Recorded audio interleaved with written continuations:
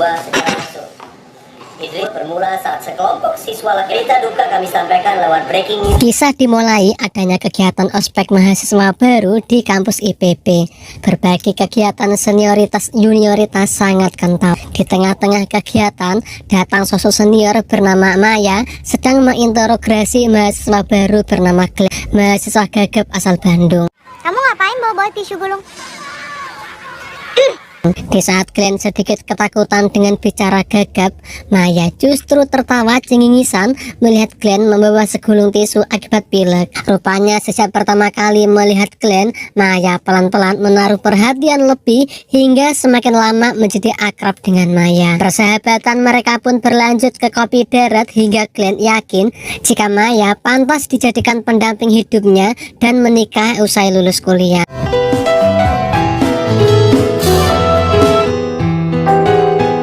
Seiring berjalannya waktu, tanpa memiliki momongan, pernikahan Glenn dan Maya yang awalnya penuh romantisme, pelan-pelan tapi pasti mengalami kejenuhan. Tak sengaja saat di jalan, rupanya ibu Glenn menelpon yang sedikit menyinggung pernikahan, hingga membuat Maya tambah sewot ke Glenn karena diam-diam Glenn sudah mengadu ke ibunya. Pastilah ke kantor, emang mau ngapain lagi? Maya yang sabar ya sama Glenn. Kita ngapain sih kamu bawa mama?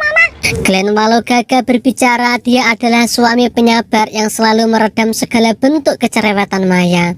Di kantor ada Yahya, sahabat terdekat Glenn, ada Kania yang mirip Luna Maya, terakhir si bos bernama Samsudin, penyuka banyak wanita. Di saat rapat Glenn lebih banyak diam, sekali ia ngomong pasti akan didebat Kania, teman setimnya.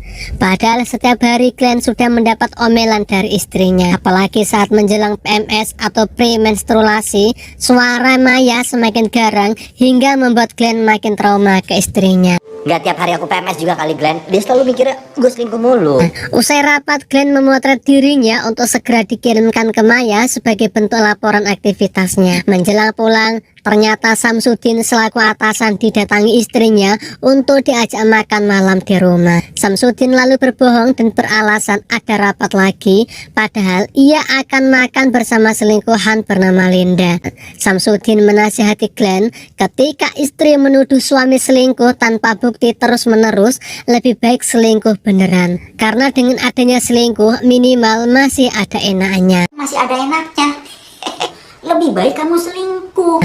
Setiba di rumah, Glenn disambut kasar oleh Maya. Agar tetap romantis, Glenn hendak memeluk istrinya, namun langsung ditolak Maya dengan alasan badan Glenn masih bau. Karena Glenn membantah ucapan Maya, hukumannya Glenn diminta tidur sendiri di sofa luar. Kejadian serupa sudah lama Glenn alami, namun ia tetap sabar karena bentuk cintanya ke Maya. Sebelum tidur, Samsudin menghubungi Glenn dan menceritakan makan malamnya bersama selingkuhannya yaitu Linda. Glenn lalu terbesit hendak meniru bosnya, selingkuh di belakang istri. Itu sama saja. Lebih baik kamu selingkuh. Esok hari Glenn tampil beda disertai semangat baru dalam bekerja. Tak disangka Kania memarahi Glenn karena datang terlambat. Kecerewetan Kania ternyata selalu terngiang-ngiang di telinga Glenn, meski Kania tak separah Maya. Telat masih ngobrol juga. Ketika istirahat siang, Glenn mendadak hatinya berdesir saat Kania melintas di sebelahnya. Glenn beberapa kali menoleh ke arah Kania dari belakang. Dalam hati Glenn berharap Kania bisa menjadi selingkuhannya ke depan. Melihat Kania di pantry, Glenn langsung menyusulnya. Glenn pura-pura mencari cangkirnya, namun tidak ada. Kania langsung mengambilkan cangkir untuk Glenn. Dani sang OB masuk pantry usai dipanggil Kania untuk menanyakan cangkir Glenn. Dani justru berkata jika Glenn tak pernah menaruh cangkir di pantry. Cangkirnya Glenn lo taruh mana? Biasanya pakai cangkir kantor. Ternyata Glenn ke pantry semata-mata untuk mendekati Kania. Pelan-pelan Glenn dan Kania semakin dekat dan mesra, namun kedekatan mereka semakin lama tambah risih karena menjadi bahan perbincangan semua karyawan di kantor. Akhirnya Yahya memberikan saran ke Glenn agar hubungannya dengan Kania dilakukan sembunyi-sembunyi, semisal di hotel yang lebih aman. Check-in kek, lu yang mikir lah. Besok saat istirahat siang, Glenn memberanikan diri untuk mengajak Kania check-in di sebuah hotel. Tujuannya agar mereka bisa berkomunikasi lebih santai dari hati ke hati. Kania yang sudah lama menjomblo perlu waktu lama untuk mengiyakan ajakan Glenn. Karena sudah merasa jatuh hati, Kania langsung membalas pesan Glenn untuk check-in hotel. Alhamdulillah. Secara bersamaan, sahabat Glenn merasa berat ketika bosnya memberikan tugas ke Malang untuk menemui mitra seorang produsen topeng kayu. Tanpa berpikir lama, Glenn langsung mau menggantikan sahabatnya untuk pergi ke Malang. Padahal niat Glenn adalah ia hendak check-in ke hotel bersama Kania untuk bermalam berdua dan melepaskan kerinduannya pada Kania. Ketika hari H tiba, Glenn izin ke istrinya jika ia akan pergi ke Malang tugas kantor. Sebagai istri, Maya hanya berpesan agar Glenn mengirimkan bukti tiket pesawat. Jangan lupa kirim boarding pass. Namun dalam perjalanan, setelah Glenn mengirimkan bukti tiket pesawat kepada Maya, ia langsung menghubungi mitra kerjanya di Malang via telepon dan ternyata tidak ada masalah apapun di pihak mitra dengan perusahaan tempat Glenn bekerja. Glenn langsung menuju hotel. Segera ia memberitahu Maya jika ia sudah di pesawat, maka HP harus ia matikan. Setiba di hotel, Glenn merasa resah saat menunggu Kania datang. Tak berapa lama bel berbunyi. Glenn membuka pintu penuh debar di dada. Di depan pintu Kania berdiri mematung. Lalu Glenn mempersilahkan masuk. Entah Glenn maupun Kania sama-sama bingung mau berbuat apa. Mau ngobrol sulit mengucapkan kata-kata. Tak berapa lama Glenn menatap Kania memberi sinyal ajakan adu bibir. Namun karena lupa mematikan TV, mendadak ada berita jika pesawat pusaka air yang harusnya ditumpangi Glenn mengalami kecelakaan jatuh. Terjadi sebuah kecelakaan pesawat. Khawatirkan seluruh penumpang meninggal. Glenn terpaku melihat berita tersebut, begitu pula Kania. Kania menyarankan agar Glenn jujur ke istrinya dan pulang. Glenn tidak bisa menuruti Kania karena pasti istri Glenn akan marah. Di saat Glenn masih pusing, Kania memutuskan kembali pulang dahulu agar Glenn bisa tenang. Glenn melihat istrinya yang sedih dan panik diwawancarai televisi. Perilaku aneh dari suaminya. Gak ada. Mereka udah pacaran dari zaman kuliah. Ternyata di lobi hotel ada kekisruhan di mana salah satu tamu hotel tidur di lobi yang dilarang oleh petugas hotel. Si tamu sendiri usai bertengkar dengan istrinya dan ia memilih tidur di luar. Glenn mengajak Kania memanfaatkan kesempatan ini untuk kabur sebelum dilihat orang yang mengira Glenn menjadi korban pesawat jatuh. Menggunakan taksi, Glenn mengajak Kania hendak menemui ibunya di Bandung. Namun tak diduga, ban taksi bocor di jalan tol. Glenn dan Kania memutuskan kembali dengan cara jalan kaki. Dalam kondisi lapar, mereka berniat makan di warung kecil. Glenn sedikit kaget kala tahu jika Kania menu makannya sangat banyak. Untuk makannya di warteg ya. Tahu kalau aku tuh makannya banyak. Aku boleh nanya gak sih sama kamu? Baru saja hendak menikmati makanan, ternyata ada Dani, OB di kantor tempat Glenn dan Kania bekerja. Di mana Dani ternyata adalah pacar putri dari si pemilik warung tersebut. Sebelum ketahuan, Glenn mengajak Kania kabur sebelum membayar makanannya.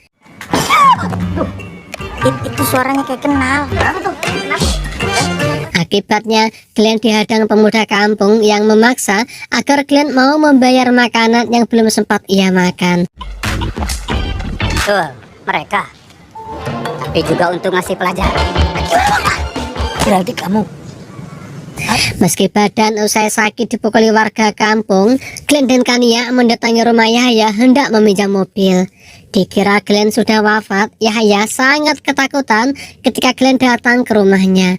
Glenn menceritakan apa yang ia alami, namun saat Yahya menyarankan agar Glenn pulang saja, saran Yahya tidak didengarkan. Menggunakan mobil Yahya, Kania diajak Glenn menemui ibunya. Dalam kondisi ini, Kania sangat bersyukur bisa berdua dengan Glenn. Ternyata sudah lama Kania menyukai Glenn, namun ia simpan perasaannya mengingat Glenn sudah mempunyai istri.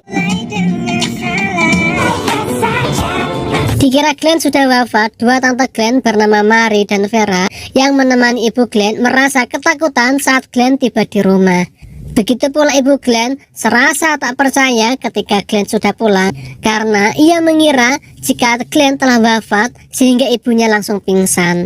Namun setelah beberapa menit Glenn membangunkan ibunya dan ia menceritakan apa yang dialami. Kenapa pesawatnya kamu bikin jatuh? Pesawatnya emang jatuh beneran? Esok hari Glenn meminta pendapat ibunya mengenai masalah yang dihadapinya bersama istri. Sebagai orang tua, ibu Glenn menyarankan apa tujuan menikah. Jika belum paham tujuan menikah, maka berapa kali Glenn berganti pasangan, maka akan mengalami problem yang sama dan tidak bisa mencari solusinya. Kania langsung down ketika tahu solusi dari ibu Glenn, yang pada intinya Glenn harus mempertahankan pernikahan. Esoknya usai dari Bandung, Glenn bersama Kania menuju rumah Yahya hendak mengembalikan mobil. Baru saja tiba dengan kondisi Kania tanpa semangat, lemah lesu, mendadak bel pintu berbunyi. Yahya kaget juga Kania karena ternyata Maya datang membawa sekardus barang milik Yahya. Demi menghindari Maya, Glenn dan Kania bersembunyi di lantai atas. Berwajah sedih, Maya berkata jika antara dia dan Yahya sudah melakukan kesalahan, yakni selingkuh di belakang Glenn. Maya menyesal atas kesalahannya tersebut. Kania dan Glenn kaget karena tak menyangka sahabat dekatnya yaitu Yahya yang selama ini bermain serong dengan istrinya. Glenn menuduh jika sikap emosional dan cueknya Maya selama ini pasti disebabkan pria lain yaitu Yahya. Usai Maya pergi, Glenn meluapkan emosinya kepada Yahya yang telah menusuknya dari belakang. Glenn, lo orangnya. Tunggu dulu. Tak mau terlibat masalah antara Glenn dan Maya, Kania memilih pergi, namun ia lupa membawa HP-nya. Glenn berusaha mengembalikan HP Kania, namun di jalan ia dihadang Yahya. Untuk menembus kesalahan Yahya, ia mau melakukan apapun perintah Glenn. Akhirnya Glenn meminta agar Yahya mau menikahi Kania agar ia tidak berlarut-larut dalam kesedihan. Hari berganti, Glenn menemui Kania hendak mengembalikan HP. Kania sangat sedih akibat sikap Glenn yang memberi harapan palsu. Awalnya Kania mengira Glenn akan melanjutkan hubungannya dengan serius dan Glenn meninggalkan istrinya karena sudah terbukti selingkuh. Kenyataannya Glenn tetap memilih Maya, istrinya. Maafkan ya, aku mau balik dengan Maya. Cukup ngagumin kamu dari jauh. Glenn lalu memeluk Kania sebelum pergi. Sesaat kemudian Glenn mengabari Maya jika ia masih hidup, karena kenyataannya ia tidak jadi naik pesawat kemarin karena ia di hotel bersama gadis lain bernama Kania. Glenn juga memberitahu Maya yang sudah selingkuh dengan Yahya.